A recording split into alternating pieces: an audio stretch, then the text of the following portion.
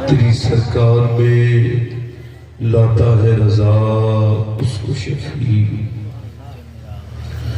تیری سرکار میں لاتا ہے رضا اس کو شفیع، جو میرا غوث ہے اور لاڈلا بیٹا تیرا۔ محبت کے ساتھ سارا مجمع درود پاک پڑھ لیجئے، پڑھی اللہ صلی اللہ علیہ وسلم۔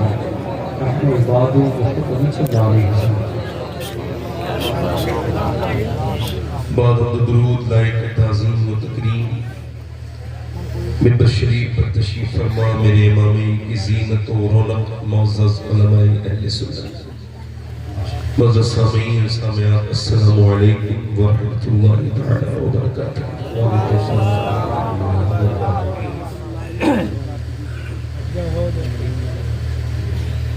خیریت سے ہیں آپ حضرات؟ الحمدللہ۔ جن لوگوں کو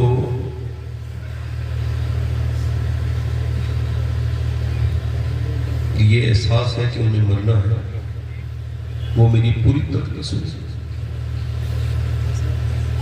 ان سارے لوگوں کے لیے میری تقریر ہوتی ہے جنہیں یہ یقین ہے کہ انہیں مرنا ہے۔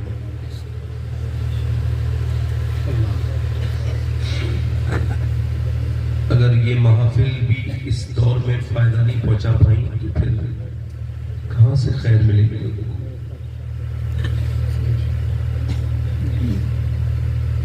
مجھے کرسی دی گئی ہے تو مجھ سے اس کا حساب بھی ہوگا۔ آپ لوگ بیٹھے ہیں، آپ کا وقت قیمتی ہے۔ ہماری رشتہ داری میں ایک 33 سال کی عورت کا انتقال ہوا، بہت میرے قریب رشتے ہیں۔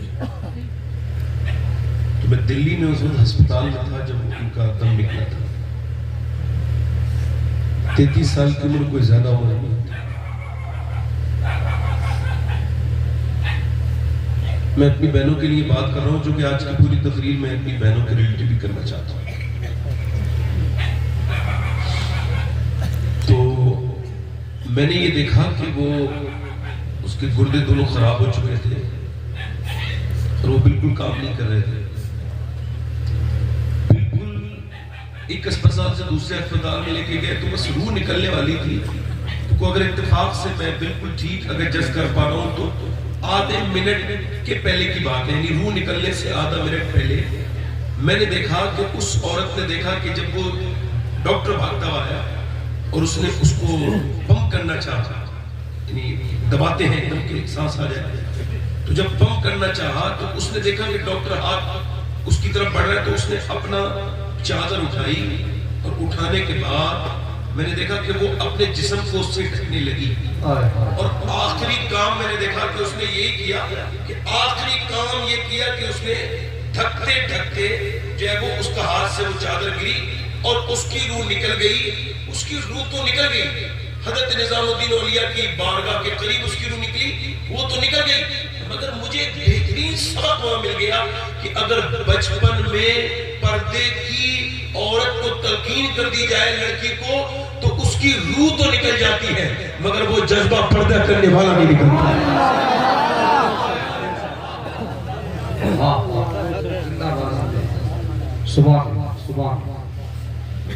ہم سب موت کے قریب قریب تر ہوتے چلے جا رہے ہیں۔ دیکھیں، 2 فرمائشیں ناشریف بھی مجھ سے کی۔ یہ آپ دیکھ لیں، فرید بھائی، یہ فرید بھائی بہت نیک انسان ہیں، ان کا دل بہت خوبصورت ہے، اللہ انہیں خوب برکتیں عطا فرمائے۔ لیکن میری جو تعریف ہوئی ہے میں تعریف کا لائق نہیں ہوں، مجھے تو یہ بھی نہیں پتا میں جنت میں جاؤں گا یا جہنم، تو مجھے تعریف سے کوئی مطلب بھی نہیں ہے۔ میں آپ کو بتاؤں، مجھے کسی کی تعریف کرنے سے کوئی فرق نہیں پڑتا اور کسی کی برائی کرنے سے فرق نہیں پڑتا، دونوں بات۔ یہ حضور ایک فرمائش اور کروائے کہ 16 فروری کو جہاں تشریف لا رہے بتا دیجیے اپنی زبان سے۔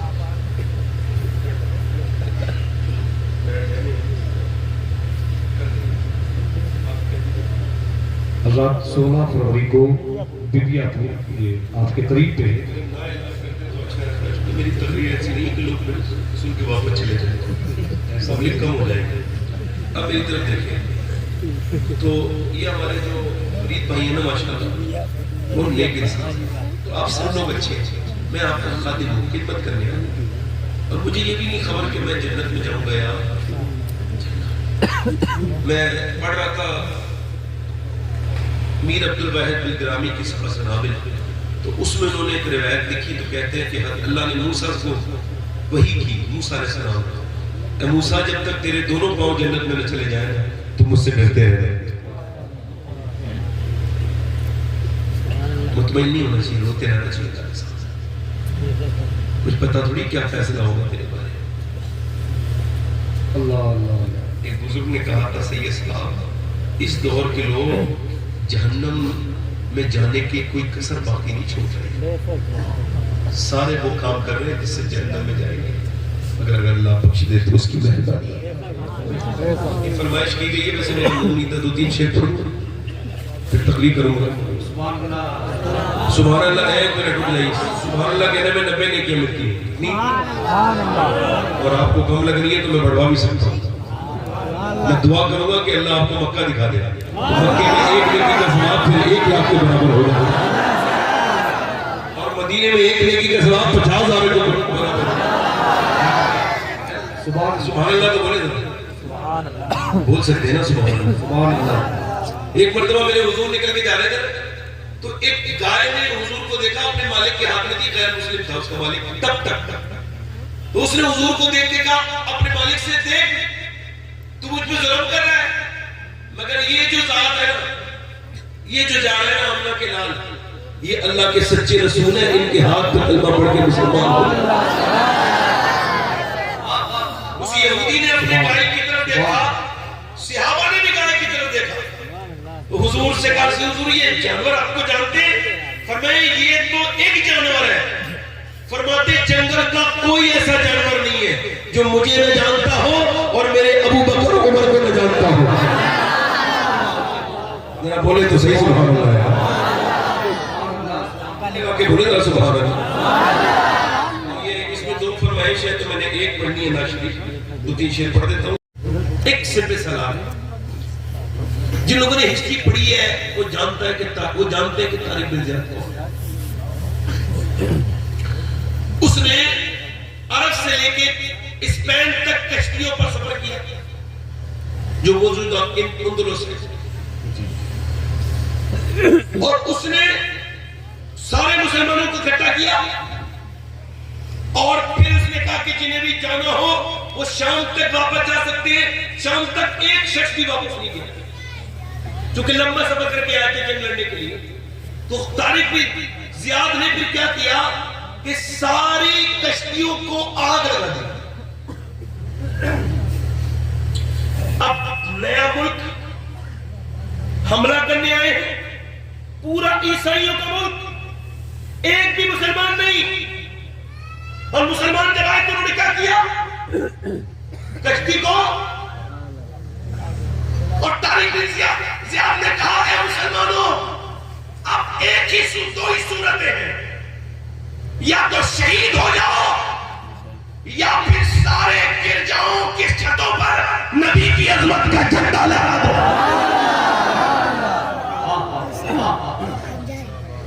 سبحان میں تاریخ بیان اکثر کرتا ہوں تاکہ مسلمانوں کو پتہ لگے یہ کون تھے۔ میڈیا والے تمہیں نہیں بتائیں گے کون ہو تم، یہ تو سب ہمارے مخالف ہیں، ہمارا کام کر رہے ہیں۔ بدنصیب ہے وہ آدمی جس کا دشمن نہیں، وہ کہا کہ خوش نصیب ہے اس کا کوئی دشمن نہیں، اور اسلام کے سارے دشمن نہیں ہے، سب مل کر دشمن ہیں۔ اور یاد رکھو 1400 برس ہو گئے، یہودی اسلام کا دشمن، عیسائی اسلام کا دشمن، منگول اسلام کے دشمن، پارسی اسلام کے دشمن، ہنود اسلام کے دشمن، مگر یہ اسلام ایسا سچا مذہب ہے، مکے سے جب چلا ہے گھٹنے کا نام نہیں لے رہا، روز بڑھ رہا ہے۔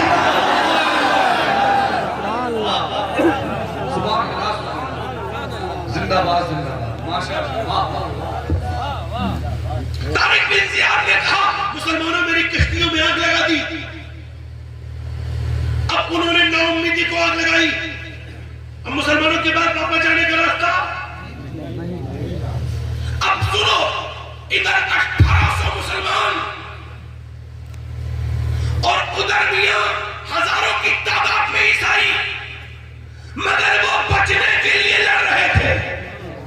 شہید ہونے کے لیے لڑ رہے ہیں۔ خالد بن ولید نے آواز دی تھی ایک مرتبہ یہودیوں کو، وہ یہودیوں ہم سے نہ لڑو، تم ہم سے کسی بھی صورت میں نہیں جیت سکتے۔ پوچھا یہودیوں نے کیوں؟ کہا تم بچنے کے لیے لڑتے ہو، ہم شہید ہونے کے لیے۔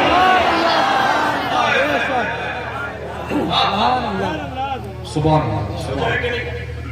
آپ سنو، مسلمانوں نے کچھ دنوں کے اندر اسپین کو فتح کرنا شروع کر دیا۔ ایک بڑے سے گرجا میں پورے اسپین کے عیسائی بیٹھے تھے، وہ کہہ رہے تھے کیسے روکا جائے، کیسے روکا جائے، کیسے روکا جائے۔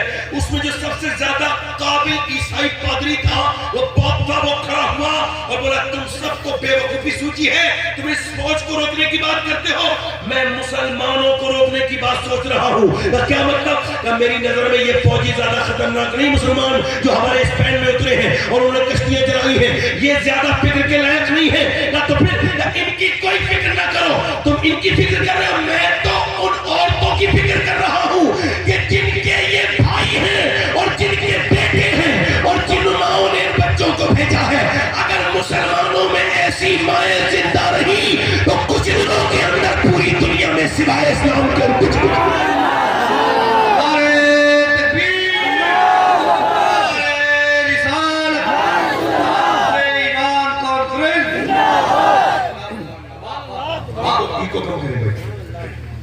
توجہ میری بات نہیں۔ عیسائی بولا مجھے ان مسلمانوں کو عورتوں کی فکر ہے جنہوں نے ایسے زندہ دل بچے پیدا کیے ہیں۔ میں چاہتا ہوں کہ وہ عورتیں ختم ہو جائیں معاشرے سے۔ ہمارے لیے تعلیم میں زیادہ بڑا مسئلہ نہیں ہے، ہمارے لیے بڑا مسئلہ وہ عورتیں ہیں جنہوں نے ایسے شیر دل بچے پیدا کیے ہیں۔ اس نے کہا پورے اسپین میں اس مسلمان ایک فوجی کے برابر کوئی دوسرا فوجی نہیں ہے۔ تم سارے عیسائیوں میں کیا بات ہے کہ اس کی ان کی مائیں نڈر ہیں، مسلمان ہیں، مومنہ ہیں، نبی سے عشق کرتی ہیں، ان کی عورتوں سے عشق چھین لو۔ نہ گودوں میں قرآن سنیں گے، نہ گودوں میں نعت سنیں گے، نہ عاشق رسول بنیں گے، نہ یہ ہمارے خلاف کھڑے ہوں گے۔ ایسا کرو ان کے گھروں میں مغربیت عیسائیت داخل کر دو۔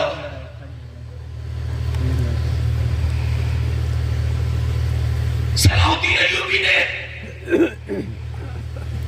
جب بیت المقدس کو فتح کیا تو ایک بادشاہ سے پوچھا اب تمہاری کیا پلاننگ ہے؟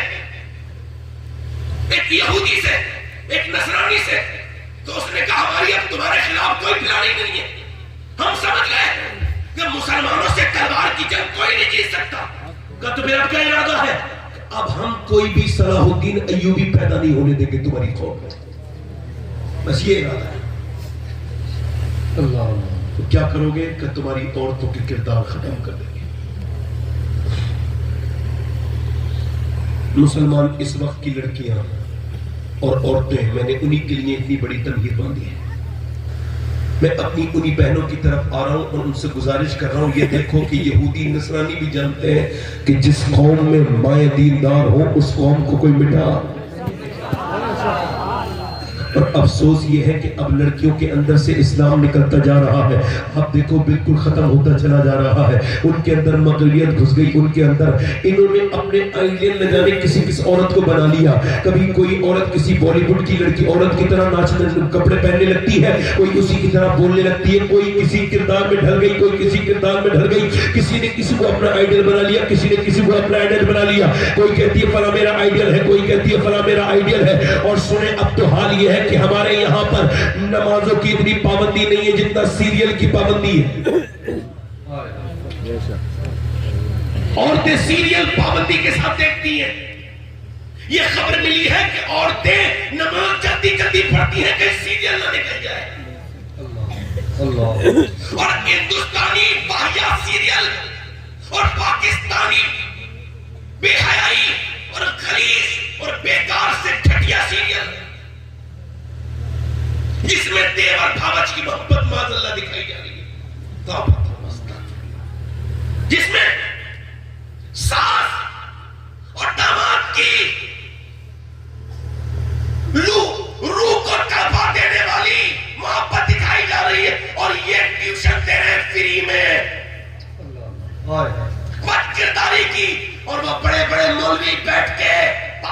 آدمی کیمرے پہ بیٹھ کے ہندوستان کے لوگوں کے خلاف بولتے ہیں، ایڈوائز دیتے ہیں. وہ جتنے بھی سوشل میڈیا پر بولتے رہتے ہیں مولوی کچھ کو چھوڑ کے جو کہ ٹھیک ہے. اس کے علاوہ سب سے کہہ رہا ہوں، ان سارے وہابی پاکستانی مولویوں سے کہہ رہا ہوں، ارے واہیات قسم کے لوگوں، چلو یہ ملک تو تمہاری نظر میں بیکار ہے، ہمارا حالانکہ ہمارا ملک ہے، ہمیں عزیز ہے، پیارا ہے، جان سے پیارا یہ ملک، مگر تمہارا اپنا ملک دیکھو. تم نے تو وہ ملک بنایا تھا لا الہ الا اللہ کے نام پر. تو کیا کہا تھا؟ پاکستان کا مطلب یہ ہے کہ لا الہ الا اللہ. تو بتاؤ لا الہ الا اللہ والے ملک میں یہ جو لڑکیاں ناچ رہی ہے، یہ جو تمہاری سیریل میں عورتیں بدتمیزی کر رہی ہے، یہ جو تمہارے سیریلوں میں بےہودگی دکھائی جا رہی ہے، یہ اپنے آگے سید زادی لکھوا کر کے اور وہ لڑکی ناچ رہی ہے کیمرے پر، تم کو شرم نہیں آ رہی؟ ارے تم کو ڈوب کے مر جانا چاہیے پاکستانیوں کہ تم نے کیسے سیریل بنائے. یہ بتاؤ. چلو یہ تو غیر مسلموں کا ملک ہے، اس کی تمہیں کوئی فکر بھی نہیں ہونی چاہیے. یہاں کے ڈائریکٹر بھی غیر مسلم، یہاں کا نرماتا بھی غیر مسلم، یہاں پہ پیسہ لگانے والا بھی غیر مسلم. مگر تمہارے پاکستان کے وہ کون دیوس ہے، وہ کون بدتمیز ہے جنہوں نے وہ ناٹک بنائے ہیں، جنہوں نے ہندوستان تک کی عورتوں کو بگاڑنا شروع کر دیا؟ وہ کون ہے؟ وہ نرماتا کون ہے؟ وہ نردیشک کون ہے؟ وہ کون ہے جو انہیں گائیڈ کر رہا ہے؟ تم سب مسلمان ہو، تمہارے پورے اس پوری انڈسٹری پر اور تمہارے اس ملک کے پورے نظام پر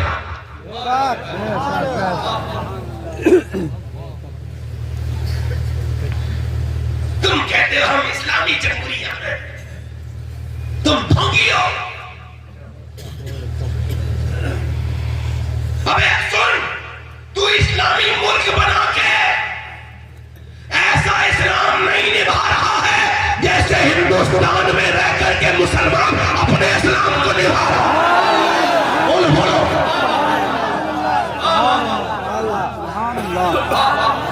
نعرہ تکبیر، نعرہ رسالت، خود ایمان کانفرنس، تکے اعلی حضرت، ملک ہندوستان، خواجہ کا ہندوستان. الحمدللہ ہم ہندوستانی ہیں. تیری زمین تیرا آستان ہے خواجہ، اسی لیے تو یہ بھارت مہان ہے خواجہ.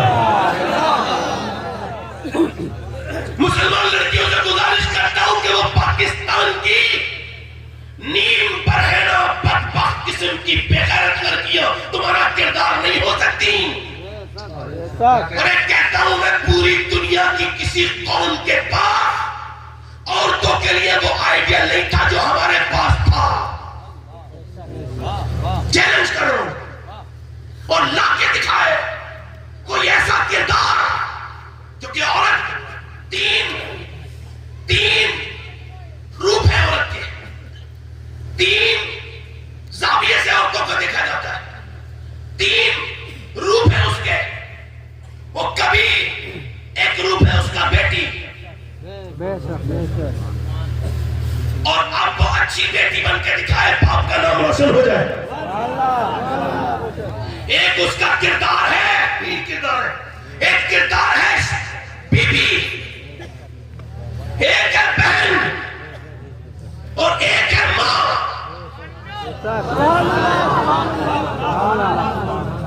ہو جائے کہ نہیں؟ مگر اب انہوں نے کیا کیا کہ وہ بمبئی کی ناچنے والی عورتوں کی طرح بال کٹوانے شروع کر دیے. معذاللہ یہ بتاؤ اگر قیامت کے دن انہی غیر مسلم عورتوں کے ساتھ ان کا حشر ہو جائے تو کیا ہوگا؟ بولو. ان ناچنے والیوں کے، ان کی فلمیں دیکھنے والے کے ان کا حشر ہو گیا. قیامت کے دن یہ بتاؤ انہی کے ساتھ حشر ہو گیا تو کیا ہوگا؟ کیونکہ جو جس کی نقل کرے گا قیامت کے دن اسی کے ساتھ اٹھایا جائے گا.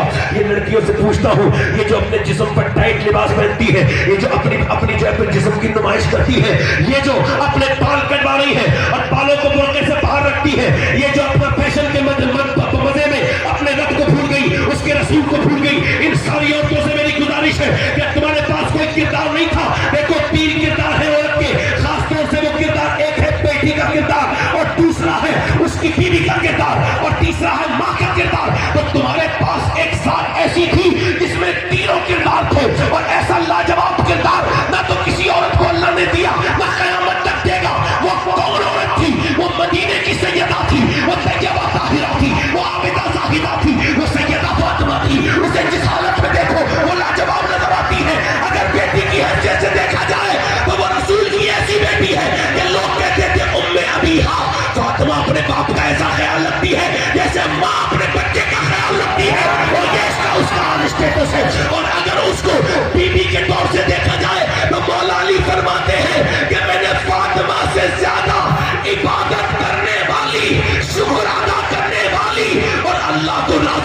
والی عورت نہیں دیکھی. اب سنو, اگر بات کرو اس کے بیٹوں کی تو سنو, اس نے جیسے بیٹے پال کے دیے ہیں ایسا نہ تو کوئی عورت آج کل پال کے دی ہے نہ دے گی. بتاؤ کوئی سیدہ کے اسٹیٹس کی عورت لے کے آؤ کہ جس کا بیٹا سارے شہیدوں کا سردار ہو, جس کا شوہر سارے ولیوں کا سردار ہو, اور جس کا بابا سارے نبیوں کا سردار ہو.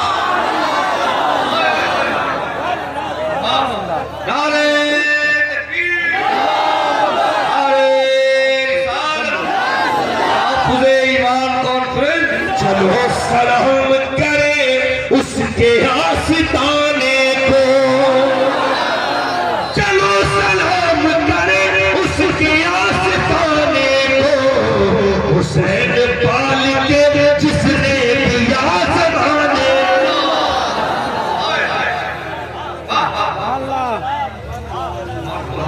اور نبی کی بیٹی 25 سال دنیا میں رہتے.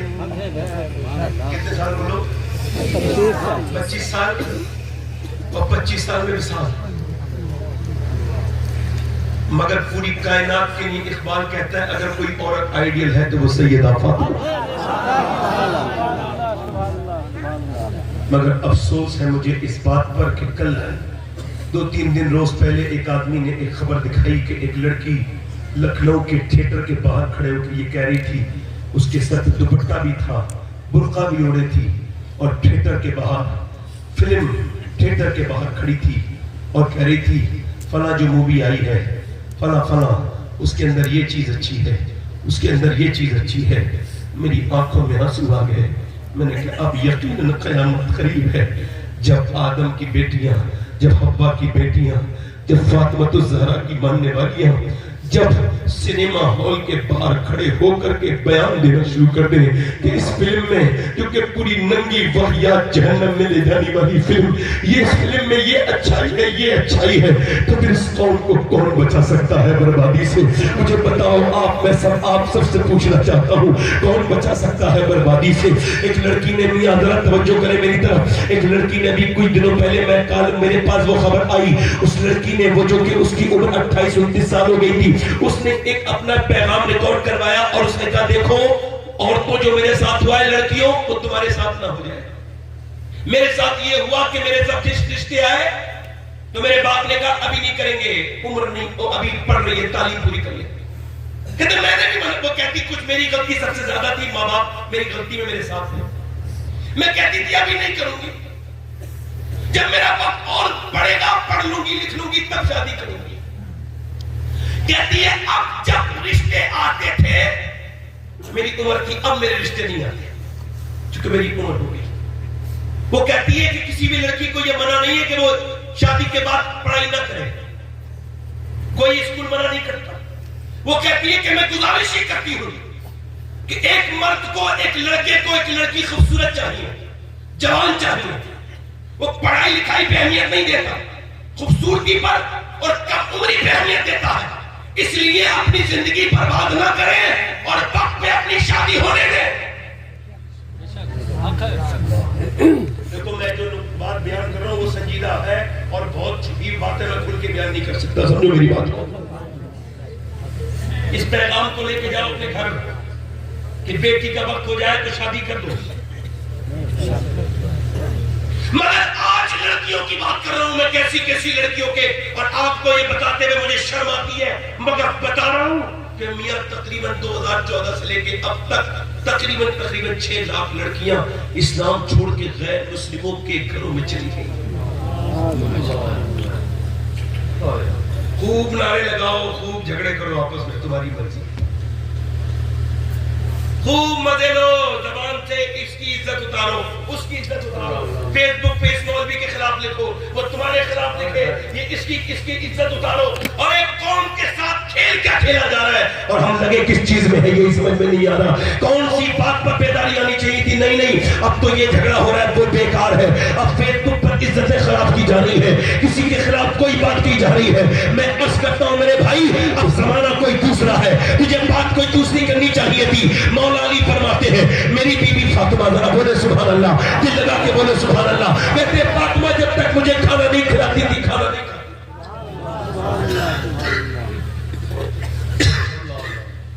सुनो, सैयदा फातिमा के बारे में बयान करते हैं मौला अली कि जब तक मुझे खाना नहीं खिलाती थी, खुद खाना, बोलो तो सही तरह, खुद खाना नहीं खाती थी। फरमाते थे मैं जब दरवाजे में आता था तो मुझे मुस्कुरा के सलाम करती थी।